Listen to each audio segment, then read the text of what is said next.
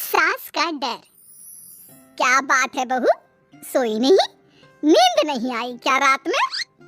हाँ, नाना माँ जी, मैं सोई थी, बस नहाकर मैंने पूजा कर दी। आपके लिए नाश्ता बना दूं? सास जो बस 2 मिनट पहले सोकर उठी थी। अरे नहीं नहीं, अभी इतनी जल्दी खाना? मैं जरा वॉशरूम जा रही हूँ।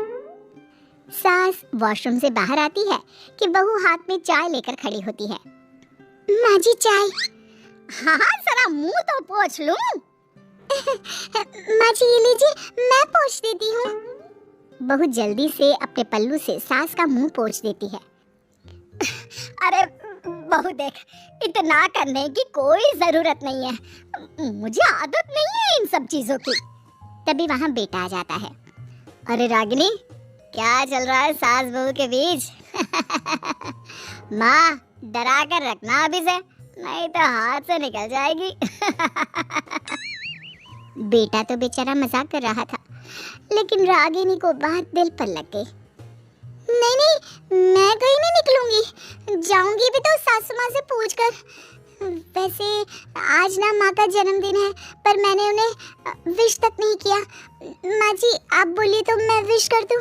नहीं तो कोई बात नहीं, मैं नहीं करती विश भी माँ को। अरे नहीं नहीं रागिनी, माँ है तेरी, कर दे विश। ठीक है, मैं ना विश करके आती हूँ, तब तक आप चाय पी लीजिए। सास चाय पीते पीते बेटे से कहती है, ये बहुएं ऐसे तो नहीं होती है। मैंने तो हमेशा सासों को बहुओं के नाम पर रोते ही देखा है, लेकिन मेरी बहू ये तो बहुत ही अच्छी है भाई। माँ ज्यादा खुश ना हो, हाथी के दांत खाने के कुछ और दिखाने के कुछ और होते हैं, समझी? हो सकता है आज चिपक चिपक कर तुझे खुश करे, कल को मौका मिलते ही। समझदार को इशारा ही काफी है। हाँ बेटा, सही बोल रहा है तू। मैं ना इसको टाइट ही रखूंगी, कोई भरोसा नहीं होता ये बहू नाम के प्राणी का। बहू माँ को विश करके खुशी खुशी आती है, सोचती है कि सास के पास बैठूं। वो जैसे ही पास रखी चेयर पर बैठने जाती है कि सास जोर से चिल्लाती है, नीचे नीचे। क्या माँ जी? जमीन में बैठो, हमारे यहाँ सास की बराबरी में नहीं बैठा जाता, जमीन पर बिछा लो कुछ भी।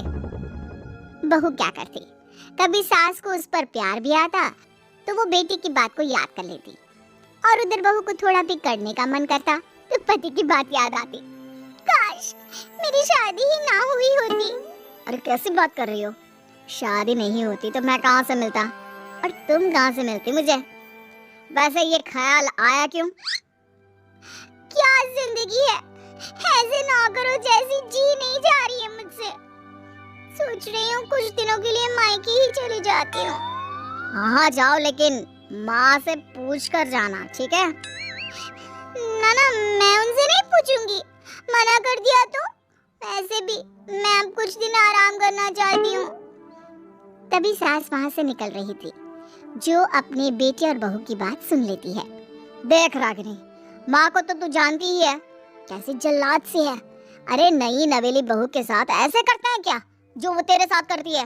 मैंने तो कितनी बार समझाने की कोशिश की कि मेरी बीवी को बख्श दो, लेकिन नहीं। माँ को हैरानी होती है कि आखिर ये उसी की औलाद है जो ऐसी राजनीति सास बहू के बीच खेल रहा है। सास वहाँ से चली जाती है। रागिनी नहीं मानती तो रागिनी का पति सीधा माँ के पास जाता है और उसे सारी बात बता देता है। देख माँ, ठीक है ना, वो जाना चाहती है तो जाने दे, लेकिन बोल देना कि 2 दिन में वापस आ जाए।